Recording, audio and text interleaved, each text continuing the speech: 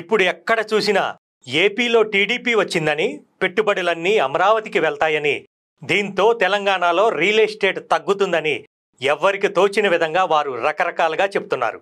కానీ ఇవేమీ నిజం కాదు. 2014లో రాష్ట్రం విడిపోయినప్పుడు కూడా ఇక తెలంగాణలో రియల్ ఎస్టేట్ పడిపోద్దని, రేట్లన్నీ తగ్గిపోతాయన్నారు చాలామంది.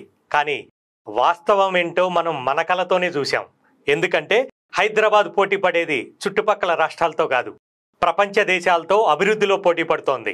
హైదరాబాద్ అభివృద్ధి చెందిన మహానగరం. ఇక్కడ ఉన్న పొటెన్షియల్ మరెక్కడా లేదు. ఇక్కడ ఉన్న భౌగోళిక వాతావరణ పరిస్థితులతో ఐటీ, ఫార్మా కంపెనీలు విస్తారంగా అభివృద్ధి చెందుతున్నాయి.